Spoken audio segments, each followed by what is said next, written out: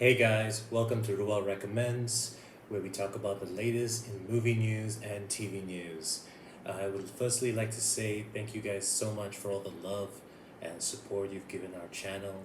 And I know it's been a bit more than a week since our last video, so thank you for all of you who have been supporting us on Instagram and on YouTube as well. I have created a TikTok account as well as a Twitter account, so I'll try to release small bite-sized movie reviews on TikTok and give my initial thoughts on Twitter. It's been a while since I've been on Twitter, so I apologize if I'm not providing information as fast as I would like to, trying to balance this and my day job as well.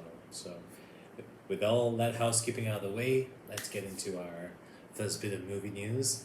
I thought let's kick things off with a new release that's just come out, which is Suicide Squad. This is I believe, a reboot sort of the Suicide Squad movie.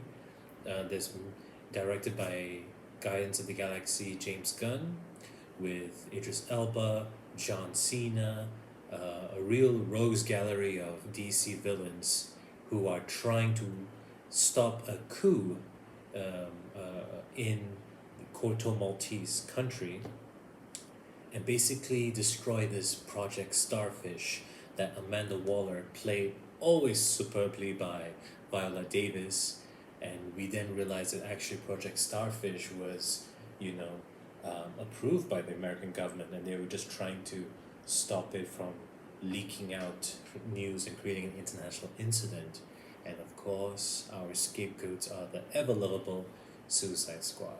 I must say, it's so nice to see James Grant's humor, from the soundtrack to the visual design of Starro the Conqueror as the main villain, as well as the designs of each of the cast of the characters. And I like that we kicked off the movie by killing off the first batch of Suicide Squad, only for the OGs to come in later and kind of take over and go ahead with the mission. I was a bit disappointed by the death of one of the characters from the main crew, but spoiler alert, it's Joel Kinnaman's Rick Flag. I love Joel Kinnaman and I love his character. He, I think, essentially is the heart of the show, of the movie. So his loss is kind of like the impetus for people to rally behind this threat, which is Starro, and also Viola Davis's Amanda Waller, right? That this COVID government ops team is also the villain of sorts. The comedy was on point. I think there was only one point where they kind of took it a little bit far, which is where John Cena's character and Idris Elba's character are having a dick swinging contest and who can kill the most people, and they were actually killing the rebels. So I think that was a little bit too far because you had these Americans killing off the native inhabitants, but I enjoyed it for what it was, which was this moment of light comedy. The heart of the show is also the rat catcher 2 lady who can control the rats. I thought the actress did a good job with the material. King Shark was funny.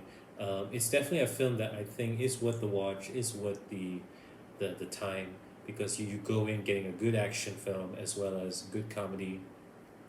And I'm actually excited to see where they take this forward, and I would love to see a sequel. Not sure how I feel about the Peacemaker series. James is writing it and producing it, so maybe hopefully it'll be good. And I love John Cena, but just his character and the fact that he's the one that killed Rick Flag kind of rubbed me the wrong way. But I do want to spend more time in James Gunn's universe. This movie actually just made me wish that James Gunn would take over Superman and see what he would do with his brand of crazy genius. All in all, I had a great fun with the film. It's definitely worth it to watch. Always good to see Idris Elba, Joel Kinnaman, and John Cena kick butt. And Harley Quinn, I think at some point, she definitely needs special awards buzz for this character she's created, which is of Harley Quinn. Great job by Margot Robbie. All in all, I can't think of anything I would do differently or change.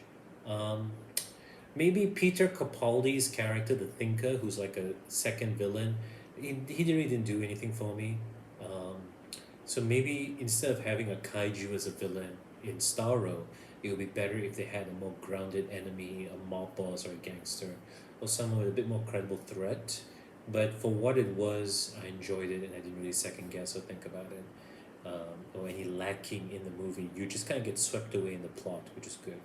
All in all, I give it a strong 8.5 out of 10. Definitely worth a watch. Thanks, guys, for watching. Have a great day, great week ahead, and see you in the next video. Bye.